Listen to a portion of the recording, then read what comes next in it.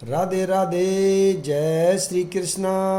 आज मैं श्री रामचरितमानस में बालकांड का सीरियल नंबर 39 को पढ़ रहा हूँ। कह कहि परस पर नारी बारी बिलोचन पुलक तन। सखी सबु करब पुरारी पुण्य पयो निधि भूप दोहु। बोलो राम सीताराम। नेत्रों में जल भरकर पुलंकित शरीर से स्त्रियां आपस में कह रही हैं कि हे सखी, दोनों राजा पुण्य के समुंदर हैं। त्रिपुरारी शिवजी सब मनोरथ पूर्ण करेंगे। एहि विधि सकल मनोरथ करही। आनंद उमगी उमगी उर भरही। जे नृप सिय स्वयंवर आए। देखी बंधु सब तिन्ह सुख पाए। बोलो राम सीताराम। इस प्रकार सब मनोरथ कर रही हैं और हृदय को उमंग उमंग कर आनंद से भर रही हैं। सीता जी के स्वयंवर में जो राजा आए थे, उन्होंने भी चारों भाइयों को देखकर सुख पाया। कहते राम जसु बिसद विशाला। निज निज भवन गए महिपाला। गए बीति कछु दिन एहि भांति। प्रमुदित पुरजन सकल बराती। बोलो राम सीताराम। श्री रामचंद्र जी का निर्मल और महान यश कहते हुए राजा लोग अपने अपने घर गए। इस प्रकार कुछ दिन बीत गए। जनकपुर निवासी और बराती सभी बड़े आनंदित हैं। मंगल मूल लगन दिनु आवा। हिम ऋतु अगहनु मासु सुहावा। ग्रह तिथि नख तु जोगु बर बारू। लगन सोधि विधि केन विचारु। बोलो राम सीताराम। मंगलों का मूल लगन का दिन आ गया। हेमंत ऋतु और सुहावना अगहन का महीना था। ग्रह तिथि नक्षत्र योग और वार श्रेष्ठ थे। लगन शोध कर ब्रह्मा जी ने उस पर विचार किया। पैठ ही दिन नारद सन सोही। गनि जनक के गण कैन जोई। सुनी सकल लोग ने यह बाता। कहि ज्योतिषी आहि विधाता। बोलो राम सीताराम।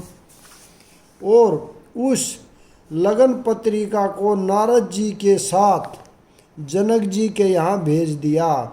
जनक जी के ज्योतिषियों ने भी वही गणना कर रखी थी। जब सब लोगों ने यह बात सुनी तब वे कहने लगे, यहाँ के ज्योतिषी भी ब्रह्मा ही हैं।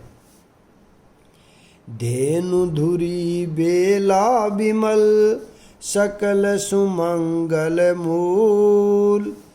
विप्र ने कहे विदेशन। जानि सगुन अनुकूल। मेरे राम सीताराम।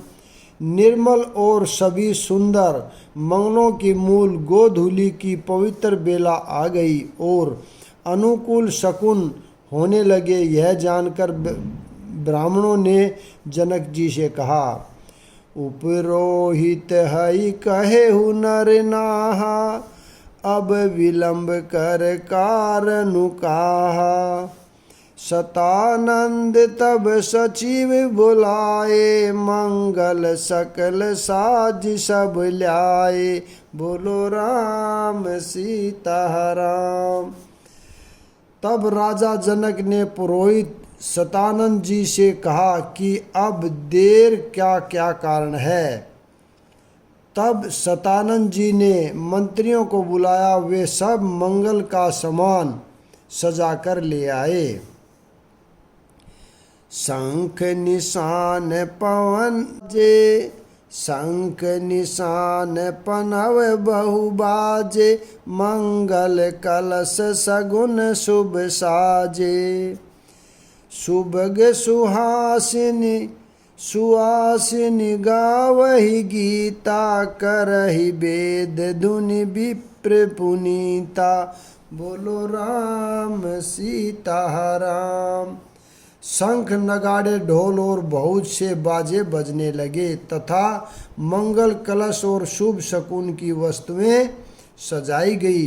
सुंदर सुहागिन स्त्रियां गीत गा रही हैं और पवित्र ब्राह्मण वेद की ध्वनि कर रहे हैं। लेन चले सादर एहि भांति, गए जहाँ जनवास बराती। कौशलपति कर देखि समाजु, अति लघु लागति नहीं सुर राजू। बोलो राम सीता राम। सब लोग इस प्रकार आनंद पूर्वक बारात को लेने चले और जहाँ बरातियों का जनवासा था वहाँ गए। अवधपति दशरथ जी का समाज देखकर उनको देवराज इंद्र भी बहुत ही तुच्छ लगने लगे। बहु समहु अब धारहु पाऊ, यह सुनि परा निशान ही धाऊ। गुरहि पूछ कर कुल विधि राजा, चले संग मुनि साधु समाजा। बोलो राम सीता राम। उन्होंने जानकर विनती की, समय हो गया, अब पधारिए। यह सुनते ही नगाड़ों पर चोट पड़ी।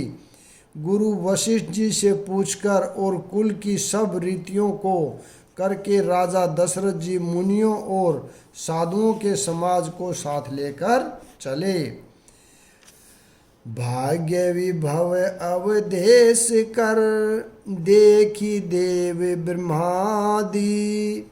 लगे सराहन सहस मुख, जान जन्म निज बादि। बोलो राम सीता राम।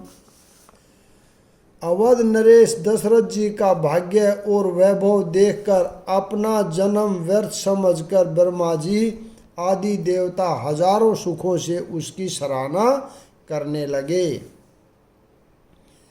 सुर ने सुमंगल अवसरु जाना, बरसहि सुमन बजाई निशाना। शिव ब्रह्मादिक विबुध बथु बरुथा, चढ़े विमान ही नाना जूथा। बोलो राम सीता राम।